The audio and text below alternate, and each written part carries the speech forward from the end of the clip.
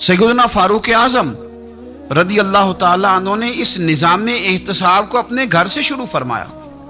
हज़रत उमर फारूक रदी अल्लाह ताला अन्हु अपने बच्चों से फरमाया करते थे कि जब मैं हुक्म लोगों को करूँगा ना, अपनी रियाया को, मुसलमानों को मैं कोई हुक्म दूंगा तो तुम्हें पहले उस पर अमल करना पड़ेगा। आप फरमाया करते थे, याद रखना लोग तुम्हें इस तरह देखेंगे, लोग इस तरह तुम्हें देखेंगे जिस तरह गोश्त खाने वाला परिंदा गोश्त को देखा करता है। चील गोश्त खाती है तो क्या कभी उसको पैगाम भेजना पड़ा है कि तू आजा, यहाँ गाय मर गई है, भैंस मर गई है? खुद ब खुद उसकी नजर होती है, वो पहुंच जाती है। जनाब उमर फरमाने लगे, मेरे घर वालों, मेरे बेटों, मेरी बेटियों, मेरी अहलिया, लोग तुम्हें इस तरह देखेंगे जिस तरह गोश्त खाने वाले परिंदे देखते हैं। लिहाजा मैं जब किसी को अमल करूं तो पहले तुम्हें उस पर अमल करना पड़ेगा जब मैं किसी को हुक्म दूं। आप फरमाने लगे, याद रखना अगर तुमने मेरा हुक्म ना माना तो गैरों ने हुक्म ना माना तो उन्हें एक सजा मिलेगी, और अगर मेरे घर वालों ने ना माना तो डबल सजा मिलेगी। तुम पर डबल सख्ती की जाएगी कि तुमने मेरी बात क्यों नहीं मानी। ये निज़ाम में एहतसाब है। हम ना दूसरों के बच्चों का गला काट के अपने बच्चों की खुशियां लेना चाहते हैं। हम चाहते हैं कि दूसरों के बच्चों के हिस्सों का माल मेरे घर में आ जाए, आ जाता है। कुछ लोगों की सियासत चल जाती है, कुछ लोगों का फरेब और फ्रॉड काम कर जाता है, लेकिन वो घर रोशन नहीं होते। उन घरों में पैसा होता है पर करार रुखसत हो जाता है। उन घरों में आसानियां और वुसअतें तो आ जाती हैं लेकिन एक दूसरे का एहतराम खत्म हो जाता है। सैयदना फारूक आज़म रदी अल्लाह ताला अन्हु का ये तरीका था कि वो अपने बच्चों पर सख्ती करते। आप हमारे मुल्क में ये निज़ाम है, मौजूदा हुक्मरान हो या इनसे पिछले, बच्चे सब के मुल्क से बाहर रहते हैं। यहाँ रहते हैं तो मोहल्लात में, बाहर जाते हैं तो बड़ी बड़ी आसाइशों में। इनके बच्चों के लिए कानून भी अलग से हैं, कायदे भी अलग से हैं, और हमारे मुल्क के अंदर तो एक बाकायदा प्रोटोकॉल का सिस्टम है।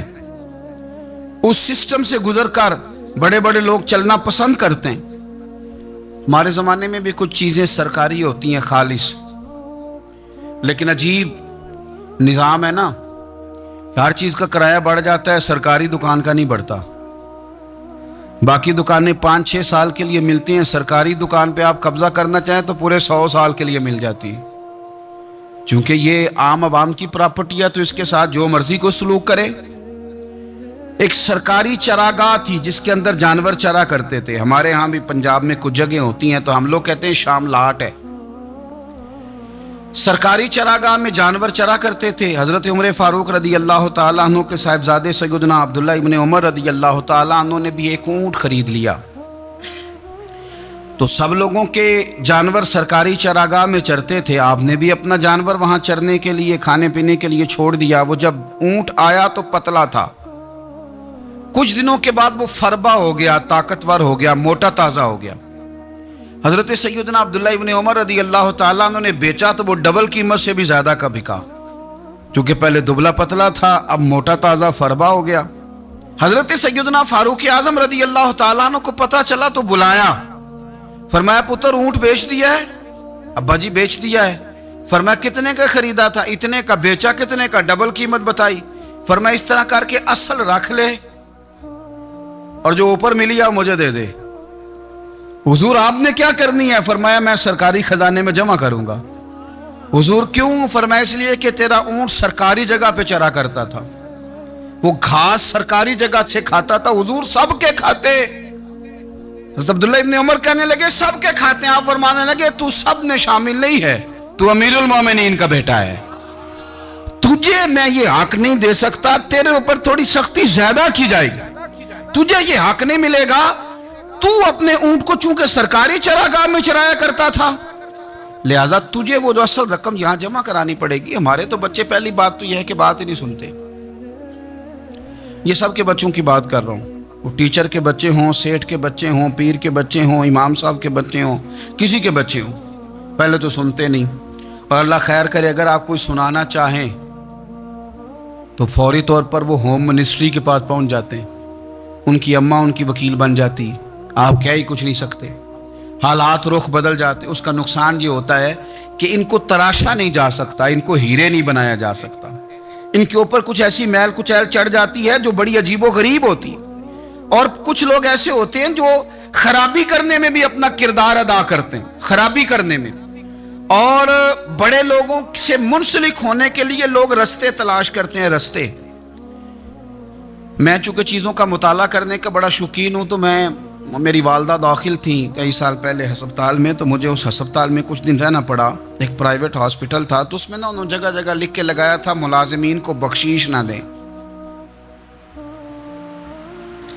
ہم ان کو بڑی اچھی معقول تنخواہ دیتے ہیں، سیلری بڑی عمدہ ہے، تو لوگ بخشیش نہ دیں. میں نے جو مینجمنٹ کے لوگ تھے ہاسپٹل کے، ان میں سے ایک سے میں نے کہا کہ اگر کوئی بندہ اپنی خوشی سے دینا چاہے تو آپ نے بڑا موٹا لکھ کے لگایا برائے مہربانی ان کو بخشیش نہ دیں. اس نے بڑی قیمت، سادہ آدمی تھا پر میری بڑی اس نے مجھے بات بتائی، مجھے نفع ہوا. کہنے لگے مولوی صاحب، جب کچھ امیر لوگ ہسپتال میں مریض لے کے آتے ہیں تو وہ صفائی والے کو پہلے ہی 500 روپیہ دکھا لیتے ہیں آتے ہی. پھر وہ جیسے آواز دیتے ہیں صفائی والے فٹافٹ اندر آتے ہیں، ان کا کمرہ صاف کرتے ہیں. تو سارے تو بیچارے اتنے مالدار نہیں ہوتے کہ آتے ہی پہلے کام والے کو 500 دیں. پھر نقصان کیا ہوتا ہے کہ یہ جن کی ذمہ داری ہے بہت ساری ڈیوٹیاں کرنے کی، یہ ڈیوٹی نہیں کرتے. یہ پلٹ کے ان کے طرف دیکھتے ہیں جن کے گھر سے سالن صحیح آتا ہے، ادھر ان کی توجہ زیادہ ہو جاتی ہے. جو نوٹ ان کو زیادہ دکھاتے ہیں، جو پھل لے کے آتے ہیں تو آدھا ان کو دیتے ہیں. تو ہم یہ کہتے ہیں یہ کام ہی نہ کرو، یہ اپنی تنخواہ پہ کام کریں تاکہ ہر آنے والے کا درد سمجھیں، ہر ایک کو یکساں یہ سروسز فراہم کریں. تو ہم یہ کام کرتے ہیں. ہم ایم پی اے کے اور کسی سے ہمارا تعلق نہ بنے تو ہم جناب اس کے ڈرائیور سے ہی تعلق بنا لیتے ہیں. ہم وہ جو آپریٹ کرنے والا ہوتا ہے ٹیلی فون، اسی سے بڑا تعلق بناتے ہیں، اس کو مٹھائی کا ڈبہ جلدی پہنچا دیتے ہیں. تو اسی طرح سے بڑے لوگوں کی اولادوں کو بگاڑا جاتا ہے.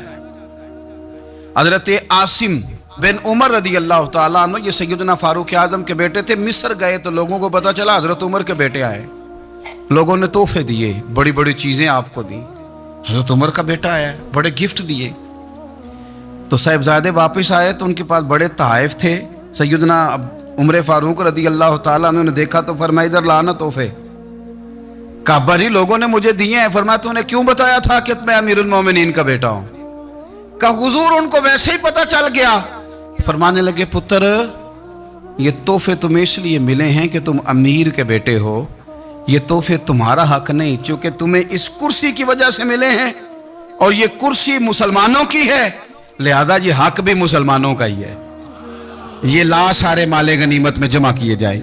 آپ اپنے گھر سے جب احتساب شروع کرتے ہیں، اپنے گھر سے، اور یہ یاد رکھیں یہ جو لوگ آتے ہیں آپ کے بچوں کو نوازنے کے لیے، یہ انہیں خراب کرتے ہیں، بگاڑ پیدا کرتے ہیں، یہ عجیب و غریب سی چیزوں میں مبتلا کر دیتے ہیں. بچوں کا نقصان ہوتا ہے کل کلام.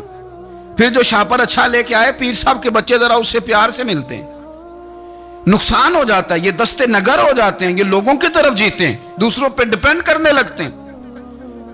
حضرت ابو موسیٰ اشعری رضی اللہ تعالیٰ عنہ نے پہلے تو ایک قلین بڑا سونا تھا، تو آپ نے حضرت عمر کے گھر بھیج دیا کہ چلو ان کے گھر میں ان کی اہلیہ بچھا لیں گی. کہیں سے تحفہ آیا.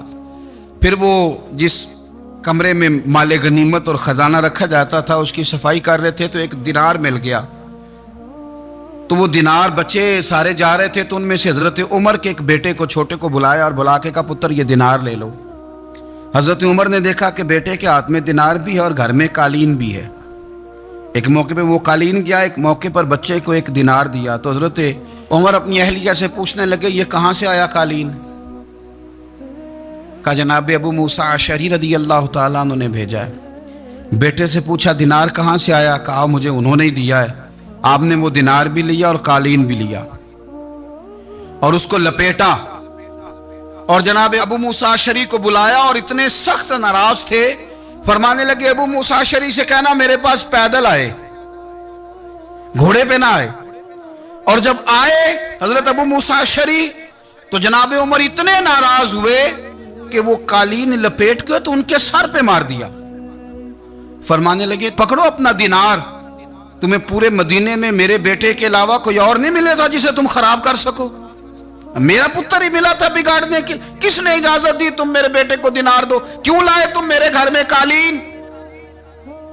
हजरत उमर फारूक रदी अल्लाह तआला अन्हु फरमाने लगे, मैं जमीन पे सोने का आदी हूं, जमीन चटियल भी हो तो रब का बंदा बन के सोता हूं तो अल्लाह मुझे आराम और सुकून की नींद अता फरमा देता है। मुझे तुम्हारे मखमलों की और कालीनों की जरूरत नहीं है। एहतसाब यहां से शुरू होता है भाई। यहाँ हम ना अपने घर में बैठ के मायूस मायूस बातें करते हैं, और फलाने के बच्चे कहाँ पहुँच गए, फलाने के बाद बड़ा पैसा आ गया, मैं कच्चे मकान में रहूँ, मैं ये करूँ, देखो मुझे नहीं सूली। ये तो आप मायूसी वाली बातें कर रहे हैं, ये तो आप कमज़ोर बातें कर रहे हैं। ये तो इस तरह की बातें तो हारे हुए लोग करते हैं। इस तरह का लबो लहजा तो उन लोगों का होता है जो एहसास कमतरी का शिकार होते हैं। ये आपने किस तरह का लबो लहजा, अपने बच्चों को आप भिखारी बना रहे हैं ताकि दूसरों को देखें तो मायूस हो जाएं। उठ बांध कमर क्यों डरता है, फिर देखो खुदा क्या करता है। आपका जो एहसास है वो इतना खूबसूरत हो, आपके लहजे के अंदर इस कदर ठहराव हो, आपको इत्मीनान आ चुका हो, और आपके बच्चे कभी भी कंपैरिजन ना करें अपना किसी के साथ, कभी भी उन्हें करने ना दें। आप कभी वो कभी ये बात ना करें कि फलाने ज्यादा अच्छा खाते पीते हैं तो हम किधर हैं, करने ना दें उन्हें बताएं कि बेटा अपनी मट्टी पे चलने का सलीका सीखो, संगे मरमर पे चलोगे तो फिसल जाओगे। उनको बताएं कि जो तुम्हारे पास है ये खुदा का अतिया है, इसी पर तुमने कनात करनी कभी भी। हजरत ज़ैद बिन हारसा से नबी पाक सल्लल्लाहु अलैहि वसल्लम को बड़ा प्यार था। फिर उनके बेटे हुजूर के गुलाम ज़ादे हजरत उसामा बिन ज़ैद के साथ भी हुजूर बड़ा प्यार करते। लेकिन ये तो मुसल्लमा हकीकत है ना कि अजमत और शान तो सैयदना फारूक आज़म की ज़्यादा है। उम्मत का इत्तेफाक है कि नबियों के बाद सबसे बड़ा दर्जा जनाबे सिद्दीक़ अकबर का, और फिर अल्लाह ने मकाम अता किया हजरत फारूक आज़म को। ये बड़े लोग थे। एक दफ़ा माल तकसीम हो रहा था तो हजरत उमर रदी अल्लाह तआला अन्हु ने ना हजरत उसामा बिन ज़ैद को 4000 दिनार दिए और अपने बेटे अब्दुल्ला इब्ने उमर को 3000 दिनार दिए। तो हजरत अब्दुल्ला इब्ने उमर घर जाके कहने लगे, अब्बा जी उसामा में वो कौन सी खूबी है जो मेरे अंदर नहीं, और उसामा के बाप में वो कौन सी खूबी है जो आपके अंदर नहीं। तो हजरत उमर की आजिज़ी देखिए, हालांकि बिल इत्तेफाक दुनिया जानती है कि जनाब उमर फारूक रदी अल्लाह तआला अन्हु अफजल हैं, फिर भी पता अपने बेटे से क्या कहते हैं, फरमाते हैं ओ सुन यार, वो खिदमत गुजार हैं नबी पाक के, वो भी हुजूर के घर में ड्यूटी करते, नौकरी करते, और इनके बेटे भी हुजूर की नौकरी करते, ये खिदमत गुजार हैं। फरमाने लगे अगर तूने पूछ लिया तो सुन, फिर मेरी तो राय ये है कि तेरे से ज्यादा उसामा बिन ज़ैद हुजूर की नजर में प्यारे हैं, और उसामा का बाप तेरे बाप से ज्यादा नबी पाक का प्यारा है। कोई कंपैरिजन करने नहीं दिया, बच्चों को किसी ऐसी जगह खड़े होने नहीं दिया। फरमाया ये वजह है, ये अंदाज है कि तू ज्यादा प्यारा है। हजरत उमर फारूक रदी अल्लाह तआला अन्हु पसंद नहीं करते थे, जरा बराबर भी पसंद नहीं करते थे कि कोई शख्स और माल आता तो अपने रिश्तेदारों को नवाजने से बचते। माले गनीमत आता है ना, हमारे यहाँ तो अल्लाह खैर करे, जब कोई बंदा काउंसलर बनता है, चेयरमैन बनता है, तो ठेका किसको देता है? कोई चलो भतीजा मिल जाए, कोई भांजा मिल जाए, कोई छोटा भाई, उसे भी काम मिल जाता है साथ। नवाजने पे लोग आते हैं तो वो तलाश करते हैं कि कहाँ कहाँ को मेरा है, वो टेंडर ही उनके नाम के पास होते हैं जिनकी तरफ जरा नजर करम ज्यादा होती। हजरत उमर फारूक माल तकसीम कर रहे थे तो बेटी आगे कहने लगी, अब्बा जी रिश्तेदारों का भी हक होता है, आप सबको देते हैं, आपके अपने आपके करीब ही नहीं आते। तो हजरत उमर फारूक ने क्या लफ्ज कहे, क्या हकीकत है, क्या हुसन है। फरमाने लगे, पुत्र ये माल तेरे बाप का नहीं मुसलमानों का है, जब तेरे बाप का जाती माल होगा तो अपने रिश्तेदारों को देगा, ये मुसलमानों का माल है, ये उसी हिसाब से तकसीम होगा जो अदल का हिसाब है, जो तराजू ठीक है। फरमाया तू मुझे ये मशवरा ना दे, ये मुसलमानों का माल। यहां से निजाम में इख्तिसाब शुरू होता है, यहां से इंसान आगे बढ़ता है, और फिर कोई तकल्लुफ नहीं किसी पर हजरत उमर का, कोई छोटा है या बड़ा है। हजरत अबू सुफियान रदी अल्लाह तआला अन्हु सरदार रह चुके हैं मक्के के, बड़े आदमी, लेकिन निजाम एहतसाब में कोई छोटा बड़ा नहीं होता। हजरत उमर फारूक मक्का मुकरमा गए तो लोगों ने कहा, हुजूर जनाब अबू सुफियान ने ना गली में पत्थर रखे, اور بہت سارے لوگوں کو رستوں میں تکلیف ہو رہی ہے، تو حضرت ابو سفیان رضی اللہ تعالیٰ عنہ سے بھی لوگ کہہ دیتے تو وہ بھی اٹھا دیتے، لیکن لوگوں نے چونکہ وہ سردار تھے، بڑے تھے، تو لوگوں نے ان سے کہا نہیں۔ حضرت عمر جب آئے تو کہا تو جناب عمر نے پرواہ نہیں کی، خود آئے جناب ابو سفیان سے کہا یہ پتھر آپ نے رکھے؟ کہا حضور ہاں۔ فرمایا یہ بھی اٹھائیے، یہ بھی اٹھائیے، یہ بھی اٹھائیے۔ جب وہ اٹھا رہے تھے تو حضرت عمر کہہ رہے تھے شکر نہیں اللہ کا کہ عمر کہہ رہے ہیں اور ابو سفیان مانتے جا رہے ہیں، شکر نہیں۔ یہ نظام اقتصاب ہے کہ بڑا ہو یا چھوٹا ہو، اس کو یہ حق حاصل نہیں ہے کہ مسلمانوں کو وہ کسی تکلیف میں کسی بھی صورت میں مبتلا کرے، کہیں بھی کسی جگہ بھی، اس کو یہ والی اجازت نہیں۔ حضرت سیدنا عمر فاروق رضی اللہ تعالی عنہ۔ پھر ایک اور بات تھی، میں کئی دفعہ یہ بات کہتا ہوں اور مجھے ذاتی طور پر اس کا بڑا تجربہ ہے۔ کچھ لوگ نا خوشامد پسند ہو جاتے ہیں، بڑی عمدہ تعریف کرتے ہیں، اوئے ہوئے ہو پول باندھتے ہیں پورے، آپ کے پاس آئیں گے تو کہیں گے جناب آپ سے زیادہ اچھا بندہ ہی کوئی نہیں، تو وہ نا آپ سے کام نکلواتے ہیں۔ پھر وہ کسی دوسرے کے پاس جاتے ہیں تو اسی طرح کا رویہ وہ دوسروں کے ساتھ کرتے ہیں۔ یہ عام لوگوں میں بھی مرض ہوتا ہے، عام لوگوں میں بھی۔ اور بادشاہ ہو بندہ اگر، پھر تو اس کا دل کرتا ہے میں اگر بادشاہ سلامت ہوں تو دو چار بندے دیہڑی پہ رکھ لوں پر میری تعریف ضرور کریں۔ پابندی ہوتی ہے، لوگ یہ کام بڑے شوق سے کرتے ہیں۔ اور شیخ سعدی فرمایا کرتے تھے لکڑی کو گھن کھا جاتی ہے اور بڑے لوگوں کو خوشامد کھا جاتی ہے خوشامد۔ حضرت عمر فاروق رضی اللہ تعالیٰ عنہ اس معاملے میں بھی بڑے مضبوط تھے۔ ویسے مجھے اور آپ کو اچھا کون لگتا ہے؟ ہماری غلطیاں بتانے والا؟ ہمارے ایسا فرمایا کرتے تھے اپنے دشمنوں کی باتوں پر بھی غور رکھو، تمہارے دشمن تمہیں نکھار دیتے ہیں، تمہارے اندر جو کوتاہیاں ہوتی ہیں وہ تمہیں پتہ چل جاتی ہیں کہ یہاں میری اصلاح ہو رہی، ان پر غور کرو وہ کیا کہتے ہیں۔ حضرت عمر فاروق کی تعریف کی ایک بندے نے، کمال تعریف کی، وہ اس کا خیال تھا کہ رزلٹ بڑا شاندار آئے گا، بادشاہ کی تعریف ہوتی تھی تو پھر تھیلی جاتی تھی اشرفیوں کی، کمال رزلٹ آئے گا۔ تو حضرت عمر جب وہ پوری کر چکا نا بات تو فرمانے لگے تو خود بھی ہلاک ہوا اور مجھے بھی ہلاک ہی کر دیا ہے، خود بھی تباہ ہوا ہے مجھے بھی تباہ کر دیا۔ کس طرح کی باتیں کر رہا ہے؟ ایک بندہ اور آیا اور اس نے آ کے کہا کہ پوری امت میں سب سے افضل ہے فاروق اعظم آپ ہی ہیں۔ تو حضرت عمر فاروق فرمانے لگے تجھے تیری ماں روئے، ابو بکر تجھ سے بھی افضل تھے، تیرے باپ سے بھی افضل تھے، اور صدیق اکبر مجھ سے بھی افضل ہے اور میرے باپ سے بھی افضل ہے۔ یہ تو کس طرح کی بات کر رہا ہے؟ یہاں ہر شے ہضم نہیں ہو جاتی، فوری طور پہ لوگ ڈکار بھی پورا نہیں لیتے۔ قرآن مجید نے کہا فَلَا تُزَكُّوا أَنفُسَكُمْ هُوَ أَعْلَمُ بِمَنِ اتَّقَىٰ، اپنے منہ سے نہ کہو میں پاک صاف ہوں، اللہ زیادہ بہتر جانتا ہے کہ تم میں سے پرہیزگار کون ہے۔ اپنے منہ سے تعریفیں کرتے کراتے ہو، یہ مزاج چھوڑ دیں۔ حضرت عمر رضی اللہ تعالیٰ عنہ پسند نہیں کرتے تھے۔ ایک آدمی نہ چلتا تھا وہاں تو بڑا متکبرانہ چال کے ساتھ چلتا، حضرت عمر نے دیکھا، یہاں تک احتساب فرماتے تھے، زمین پہ زور زور سے پیر پٹکتا، چال بڑی اس کی متکبرانہ، لوگ بڑے پریشان ہوتے۔ حضرت عمر نے ایک دن سمجھایا، باز نہیں آیا، اگلے دن پہ درہ نکال لیا، لگائے 4 درے، فرمایا آج کے بعد نہ چلنا اس طرح مدینے میں پیر پٹک پٹک کے۔ اس وقت تو اسے غصہ لگا، لیکن کچھ دیر کے بعد نا جب غصہ اترا تو حضرت عمر کے پاس آیا، کہنے لگا حضور اللہ آپ کا بھلا کرے، آپ نے درے نہیں مارے، آپ نے تو شیطان بھگا دیا جو میرے ساتھ چمٹا ہوا تھا، چمٹا ہوا شیطان آپ نے مجھ سے بھگا دیا ہے۔ یاد رکھیں مسند امام احمد بن حنبل میں حدیث ہے، اللہ کے پیارے رسول صلی اللہ علیہ وسلم فرماتے ہیں جو دنیا میں متکبرانہ چال کے ساتھ چلتا ہے نا، قیامت کے دن وہ اللہ سے اس حال میں ملے گا کہ رب اس سے ناراض ہوگا، متکبرانہ چال سے نہیں چلیں گے۔ تو حضرت فاروق اعظم رضی اللہ تعالیٰ عنہ کا یہ طریقہ تھا کہ آپ خیال کرتے، اور پتہ کس طرح کا آپ کا مزاج تھا؟ فرماتے تھے تقسیم کرو، دوسروں کا بھی خیال رکھو۔ جس طرح بندہ دیوانہ وار نہیں لوگوں کا خیال رکھتا کہ بندہ بگڑے کوئی نہ، دیوانہ وار۔